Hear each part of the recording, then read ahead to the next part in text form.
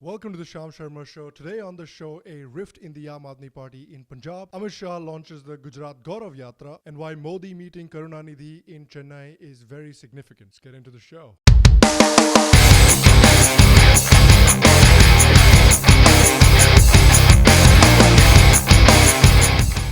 Welcome to a brand new episode of the Sharma show. Thank you for watching.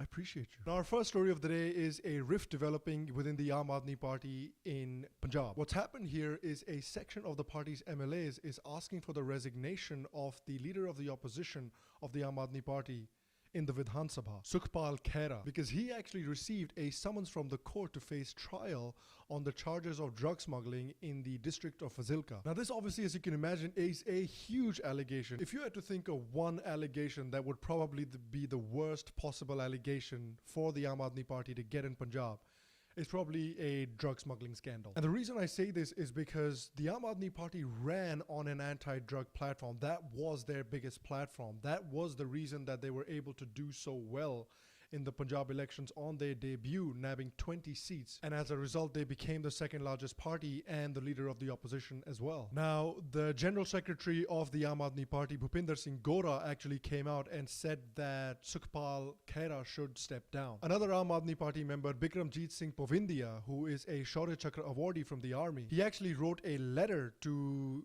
Arvind Kejriwal in Delhi saying that Khera should be removed until he's proven innocent. He wrote, "We propagated and raised the drug issue, yet today our leaders of the opposition, Sukhpal Khera, is accused and summoned in a drug-related case by the Honorable Court. Where is our ethos now? Why can't he step down pending the inquiry? We cannot wish away our responsibility simply by declaring this to be politically motivated. Sukhpal's known associate and family friend, Gurdev Singh, has already been awarded 20 years jail term. Let Khera prove his innocence in the court. Why should the party bear the brunt of these misdemeanors? Could I request you to take decisive action on this issue?" And like I mentioned, this is doubly bad for the party because the party during the election cycle in Punjab said that they will actually throw Shiromani Akali Dal leader Bikram Singh Majithia in jail on drug smuggling charges. So again, it is a pretty big scandal when you run your entire election on the premise of being anti-drug to have the leader of the opposition being charged for drug smuggling. Now, Sukhpal Khera came out and he said that this is nothing but an attempt at backstabbing and people trying to usurp his position. And AAP's state leader in Punjab, Bhagwant Mann, he said that this is a matter that should be decided by the courts and that they're going to consult legal experts for this issue as well. Now, a rift was also created in the party earlier in the year when Arvind Kejriwal actually appointed Bhagwant Mann as the leader of the party in Punjab, which faced opposition from the previous head Gurpreet Guggi as well as Sukhpal Khera. Now, this is obviously a big scandal to hit the party after doing so well in their debut performance in the Punjab Assembly elections. Now, they also recently had a really bad performance in the Gurdaspur by-poll where the AAP candidate actually forfeited his deposit. And the next big challenge that is coming up for the Aam Aadmi Party is the local body elections in Amritsar, Ludhiana, Jalandhar and Patiala. So it's obviously going to be very interesting to see how the Aam Aadmi Party bounces back from this whole scandal and how they actually perform in those upcoming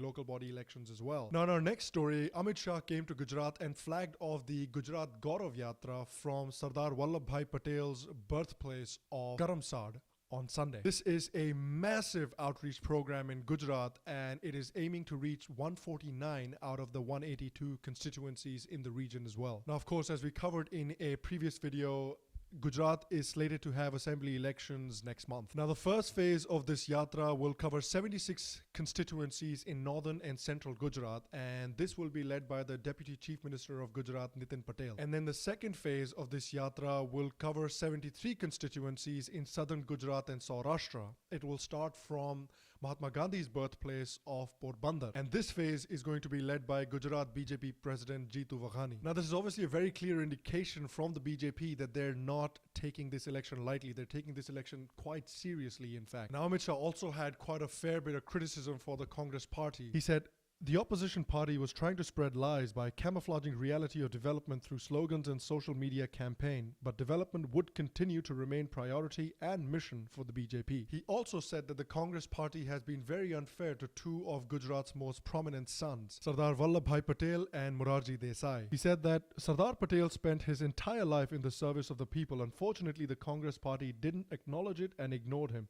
Especially the Nehru family kept him away despite the fact that he was the most deserving politician to become Prime Minister. He also said that Morarji Desai was not given the chance to be Prime Minister during Indira Gandhi's time, even though he was the most qualified candidate to be Prime Minister. Amit Shah also went door to door to distribute pamphlets for the election, which also included a copy of a letter written by Narendra Modi for the people of Gujarat. He also said that with Narendra Modi as Prime Minister, the development process of Gujarat will continue in future too. Already approvals for international airport and AIIMS in Rajkot have been given. Investments are flowing in the state due to vibrant Gujarat summits. The state has become curfew-free and peace has prevailed. Now, BJP in this election, along with facing anti-incumbency, is facing a very aggressive campaign from the Congress party as well. The Congress party has carried out a very aggressive social media campaign for the Gujarat election. Along with that, they also have support of caste leaders such as Alpesh Thakur and Jignesh Mevani. Now, the Patidar leader Hardik Patel doesn't directly support Congress, but he is clearly in opposition to the BJP state government. But again, as I mentioned before, Alpesh Thakur and Hardik Patel and his community are on two different sides of the reservation question. So support for one community may miss out on the votes of the other community. So this is obviously turning out to be a very interesting campaign. I definitely think this is going to be a tough fight for the BJP, which is why they're throwing the kitchen sink at this assembly election as well. Election day in Gujarat is obviously going to be a very interesting day, and we will definitely keep an eye on that too. Now, there was an interesting development recently when Prime Minister Narendra Modi went to Chennai to visit the leader of the DMK, Karunanidhi. Now, he visited him and he met with members of his family, and he actually also extended an invitation to Karunanidhi by saying, "Come and stay with me at my residence for a few days." Now, of course, it's easy to see this as just a courtesy call because Karunanidhi has not been keeping in the best of health, and since the Prime Minister was there, he decided to go and visit him. But I think this goes a lot deeper than that. I think by this visit, Modi has effectively saying that he is not partial or partisan to either the DMK or the AIA-DMK. He has always made it clear that he wants BJP to be the national party that fills the void in Tamil state politics. Another interesting thing about Narendra Modi and Tamil Nadu, particularly when it comes to state politics, is that the Tamil identity is tied with its Dravidian identity and it's anti-Brahmanical. But Narendra Modi is not a Brahmin. 65% of Tamil Nadu's population is OBC. Narendra Modi is an OBC himself. So at least in that way, he has something in common with a large chunk of Tamil Nadu's population. And that's a good way where he can resonate with the people of Tamil Nadu as well. A BJP spokesperson actually also made a very interesting comment that I think ties very well into this whole situation too. He said that as far as the 2G case is concerned, it is against individuals, not against the DMK. Now, this is an obvious attempt by the party to separate the DMK from the people who are actually involved in the 2G scam. Now, Narendra Modi has a long history of being cordial with his bitter rivals as well. After he won in the 2012 assembly elections in Gujarat, he drove straight to the residence of Keshubhai Patel, who was a very bitter rival of Modi in Gujarat. Now, since last year, since Jayalalitha's death as well, the BJP has invested quite heavily in the AIMDMK too. That's because the Prime Minister Narendra Modi and Jayalalitha were on quite good terms themselves, despite Jayalalitha never explicitly supporting Narendra Modi. But since Jayalalitha's death, Narendra Modi could always use the closeness that he had with Jayalalitha in his favor when it comes to wooing the AIA-DMK and its base. But there are also problems with the BJP and the AIA-DMK tie-in because it's not a 100% winning combo. The problem is that there's a very lack of cohesion in the top leadership in the AIA-DMK, and the leadership in the party also tends to feud against each other quite a lot. So in a way, Modi meeting Karunanidhi is also a statement to the leadership of the AIA-DMK. In this way, Modi is also saying that there are other fish in the sea. Sort your act out, otherwise there are other parties that we can tie up with. Now, of course, one meeting doesn't mean that the DMK and the BJP are now going to be partners or anything of that sort. It's just that Narendra Modi has gone and planted the seeds. Now, what comes out of these seeds is a very good question. Whatever will come out of these seeds is most likely not going to come out before the 2019 general elections as well. Just like Narendra Modi is hedging its bets with the DMK and the AIADMK, the DMK is also going to hedge its bets. It will obviously depend on how well the BJP does in the 2019 general elections. Now, Karunanidhi has not been doing very well, and his son, Stalin, that's his real name, wants to obviously assert himself as a worthy successor to Karunanidhi, and he wants to assert himself as the man who truly cares for the Tamil people. So if the BJP does well in the 2019 election, Stalin might find it useful to align itself with the BJP, particularly if the BJP is successful in increasing its vote share in Tamil Nadu and is successful in increasing its cadre size in Tamil Nadu as well. Now, it's also no secret that the Prime Minister Narendra Modi has had good relations with the actor Rajinikanth, and there were talks that the BJP might feature an ensemble of the BJP, AIADMK, and Rajinikanth, with Rajinikanth as the leader of that ensemble in a future election. But obviously right now that is completely up in the air because Rajinikanth has made no comments really about if and when he will get involved in politics. So keeping all these things in mind, the BJP is obviously trying very hard to increase its cadre size in Tamil Nadu in particular and in South India in general, because the argument can be made that since 2014, in terms of how much growth they can achieve in North India and Central India, the BJP has peaked to an extent. So most certainly the biggest area of growth that the BJP has is in the South. And according to statements by regional leaders in the South, it is something that the BJP realizes, and Amit Shah is actively looking at increasing BJP's influence in the South. So particularly when looking at Tamil Nadu and what the BJP plans to do in terms of increasing their cadre size in Tamil Nadu, they've undertaken some very interesting steps. Now, the BJP realizes that one demographic that it